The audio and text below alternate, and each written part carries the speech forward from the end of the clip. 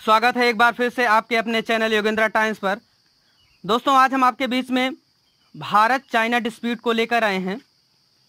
Bharat China dispute से संबंधित विभिन्न पहलुओं को हम जानेंगे कि आखिर मामला क्या है जो विवाद बढ़ता जा रहा है। साथ ही साथ उस विवाद से संबंधित तथ्यों और कथ्यों को जो कि परीक्षा के लिहाज से महत्वपूर्ण हैं जानने की कोशिश करेंगे। तो आइए शुरू करते हैं आज के सेशन को। भारत और चीन के मध्य विवाद की स्थिति उस समय उत्पन्न हो गई जब लाइन ऑफ एक्चुअल कंट्रोल, वास्तविक नियंत्रण रेखा के पास स्थित गांव अंगिन सेओक से काराकोरम दर्रे तक भारत द्वारा 255 किलोमीटर सड़क का निर्माण किया जा रहा था। अभी ये सड़क पूर्ण नहीं हुई है, परंतु इस सड़क पर एक पुल के निर्माण को लेकर की स्थितियां बनी हुई हैं। चूंकि इस पुल के निर्माण के बाद चाइना भारतीय क्षेत्रों पर निगरानी नहीं रख सकेगा।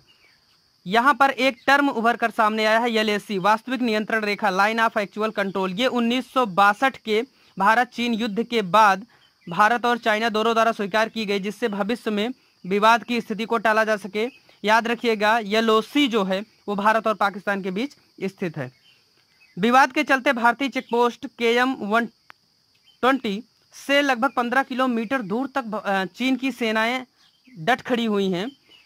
ये युद्ध के लिए भारतीय सेनाओं को उकसा रही हैं और इन क्षेत्रों में चाइना द्वारा भारी मात्रा में हथियारों की आपूर्ति की जा रही है सैनिकों के लिए। हालांकि भारत ने परिस्थितियों से निपटने के लिए अपने सैनिकों की संख्या बढ़ा दी है और गृह मंत्रालय द्वारा बयान आया है कि जैसे जैसे चाइना अपने सैनिकों को बढ़ाएगा उसी अनुपात में भारत भी अपने सैनिकों की संख्या बढ़ाएगा।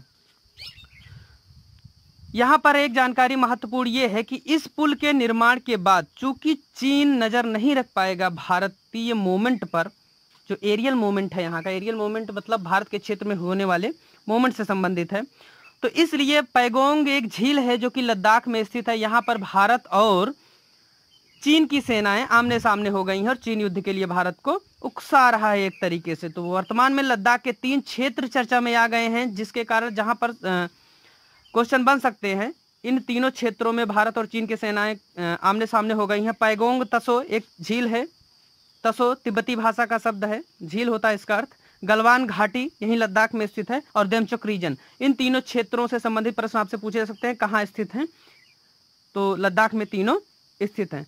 इसी तरह की स्थितियां 2017 में उस समय हुई थी जब डोकलाम रीजन में भारत और चीन की सेनाएं आमने सामने आ गई थी। लगभग 75 दिनों तक इस तरह की स्थितियां बनी हुई थी, संघर्ष जैसी।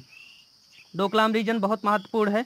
ये सिक्किम, भारत के अरुणाचल प्रदेश, सिक्किम और भूटान और साथ ही साथ चाइना के एक ट्राई जंक्शन पर है। एक तरह से देखें तो भारत, भूटान और चाइना के ट्राई जंक्शन पर है ये। अरुणाचल प्रदेश सिक्किम के मध्य स्थित है। तो एक तरीके से यहाँ पे स्थितियाँ बहुत क्रिटिकल हो गई थी, उसी तरीके कुछ स्थितियाँ क्रिएट करने के मोड में है चाइना। तो चूंकि यहाँ से जम्मू कश्मीर, लद्दाख और चीन 3 क्षेत्र ऐसे रहे हैं जो चर्चा में आ गए हैं, तो यहाँ से संबंधित प्रश्न बन सकते हैं। इसी तरीके कुछ स्थितियाँ वर्तमान में सिक्किम के नाथुला सेक्टर में भी बनी है, जहाँ पर भारतीय और चीनी सेनाएं आमने सामने बनी हुई हैं। तो आइए बात करते हैं जम्मू कश्मीर राज्य पुनर्गठन अधिनियम से संबंधित। सर्वप्रथम 5 अगस्त 2019 को राष्ट्रपति द्वारा एक अध्यादेश जारी किया गया, जिसके माध्यम से जम्मू कश्मीर राज्य पुनर्गठन किया गया। बाद में इसे 31 अगस्त को यह संसद द्वारा पारित किया गया, तब ये एक्ट बना। बताते चलें कि एक्ट और बिल में डिफरेंस ये होता है। अगर हिंदी में बात करें तो अधिनियम और विधेयक में जब कोई भी मुद्दा पेश किया जाता है संशोधन से संबंधित इस तरह के, तो उसे कहते हैं विधेयक। पहले विधेयक पेश किया जाता है, जिसकी इंग्लिश में बिल, और जब वो संसद द्वारा पास होने के बाद राष्ट्रपति द्वारा सिग्नेचर कर दिया जाता है तब उसे हम एक्ट कहते हैं, अर्थात अधिनियम।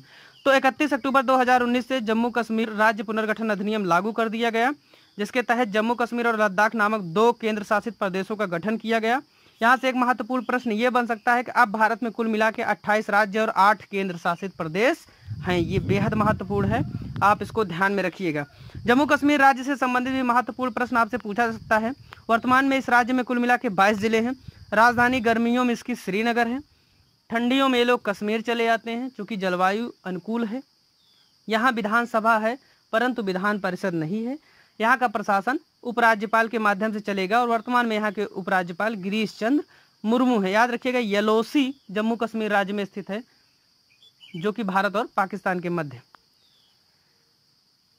लद्दाख की बात अगर हम करें तो लद्दाख में कुल मिला के 2 जिले हैं। राजधानी यहाँ की लेह है। लेह बताते चलें कि भारत का दूसरा क्षेत्रफल के लिहाज से सबसे बड़ा जिला है। पहला गुजरात का कच्छ है। परंतु यहाँ ध्यान देने योग्य बात यह है कि अगर जनसंख्या के हिसाब से सबसे बड़े जिले की बात करेगा तो महाराष्ट्र का ठाणे है। ठीक है। प्रशासन यहाँ का भी उपराज्यपाल करेंगे। वर्तमान में उपराज्यपाल राधा कृष्ण माथुर हैं। याद रखिएगा, बेहद ध्यान से देखिएगा कि यहाँ पर विधान परिषद है परंतु विधानसभा नहीं है। दोस्तों, इन 2 प्रदेशों के बाद, केंद्र शासित प्रदेशों के बाद, हमें कहीं न कहीं चीन के बारे में थोड़ी सी इन्फॉर्मेशन लेनी चाहिए, क्योंकि ये चर्चा में आ गया है, प्रश्न यहाँ से बन सकते हैं। तो अगर चाइना की बात करें तो जनसंख्या की दृष्टि से आप जानते ही हैं कि दुनिया में सबसे बड़ा देश है। क्षेत्रफल की दृष्टि से तीसरा दुनिया का सबसे बड़ा देश है। दुनिया का इकलौता ऐसा देश है जिसकी सीमाएं 14 देशों से लगती हैं। और भारत और चाइना के बीच में मैकमोहन रेखा स्थित है, इसको भी ध्यान में रखिएगा। चीन के शोक के रूप में जानी जाने वाली नदी हुआंगहो नदी है, जिसे येलो रिवर के नाम से जाना जाता है। एक चीज़ और यहाँ पे महत्वपूर्ण है कि चाइना से संबंधित अन्य भारतीय राज्यों के बारे में हम थोड़ी सी चर्चा कर लेते हैं। चीन कुल मिला के 3488 किलोमीटर लगभग सीमा बनाता है। कुछ किताबों में से 4000 के समथिंग दिखाया जाता है, परंतु याद रखिएगा 3488 किलोमीटर सीमाएं बनाता है। एक्चुअल है लगभग भारत के 5 राज्य ऐसे हैं जो चाइना से लगते हैं। ये राज्य हैं लद्दाख, हिमाचल प्रदेश, उत्तराखंड, सिक्किम और अरुणाचल प्रदेश। ध्यान रखिएगा, जब भी ऑप्शन में आपको बनाएगा इस तरीके का क्वेश्चन तो वहाँ पे जम्मू कश्मीर रखिएगा और तुरंत आप मार देंगे खटाक आगे। तो इसको याद रखिएगा, यहाँ से गलत हो जाएगा।